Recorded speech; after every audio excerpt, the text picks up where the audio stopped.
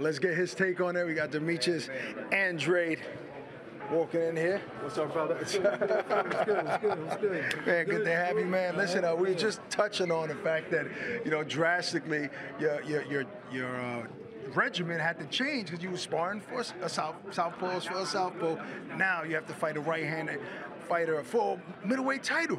How's that adjustment been? Yeah, like I was explaining back there, going through the amateur program, we just got in the ring and fought whoever showed up. And so we made adjustments. And that led us to, in the professional world, that, we don't get ready for just one person. I spot right-handers for this camp and I spot southpaws for this camp. Whoever it is that we need to get in there, because at the end of the day, when you're in the ring, things happen and you have to make adjustments, Some guys switch. Yeah, you might hurt your hand, you have to go and, go right-handed. So we're going to be prepared for whatever we need to be prepared for. And at the end of the day, I fought guys 6'5". Right, that's true. Right. And not so many short people, but, I'm going to make the adjustments and do what it do so I could be 3-time world champion. Does it really matter that your opponent switched? Or did you really want to give Billy Joe the business?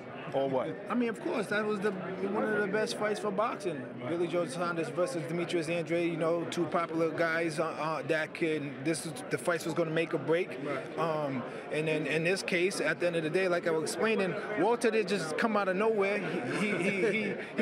He's not known, but for him to be in the top 5 WBO has ranked him, so he must have been doing something and doing a good job to be where he's at. So either or, after fighting Billy Joe, we would have had to step into the ring with this guy anyway. So now the time's now, and hey, I'm here. Hey, listen, social media, we follow each other on social media. You've been putting it out there that you're following Canelo Alvarez. So you're willing to go up to 168, stay at 160, go wherever it takes. But down the line, you want that big fight. What was your take on the big news with the big deal with Canelo?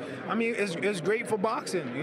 He's definitely popular. He's one of the face of boxing, and for the opportunity that he gave me opportunity to be able to, troll him even more. Now he's with the same network and stuff like that. And it's like, there's no way you can go, as far as, the risk was the reward situation, because you see what the Zone's doing. They're willing to put out whatever it takes to make great fights. Right. So I'm here to be one of them guys to make great fights.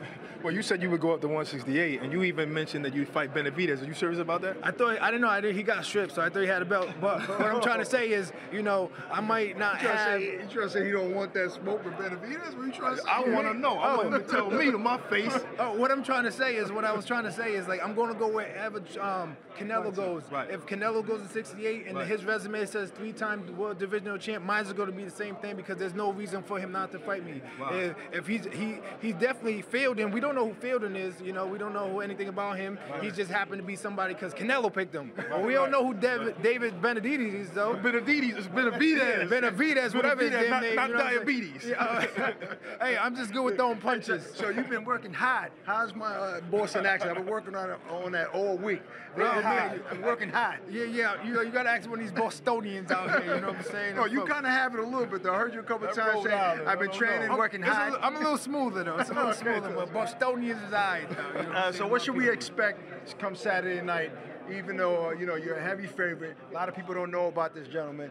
But what should we expect? A knockout, Demetrius Andrade shutout? What? We're just gonna go in there and do what we do. But at the end of the day, I prepared for a 10-week, 8-week camp, and this guy's coming maybe 4 weeks. So deep waters is the plan. Okay. He never been 12 rounds. Right.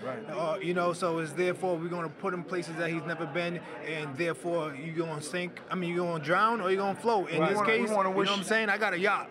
So we're going to drown him. We want to wish you good luck, and should you get past him Saturday night, I'm looking forward to you fighting the big names in the sport, the Jacobs, the Canelos, and so on and so forth. And hopefully you'll get that shot at Billy Joe Saunders down the line, just because of what went down. I'll give him the shot. Right, exactly. I think it might be old news by then. Yeah, true. It might still be a good build-up, and it's good for boxing, but yeah, man, it just, like you said, could be old news. Well, tune in this Saturday night. Demetrius Andrade.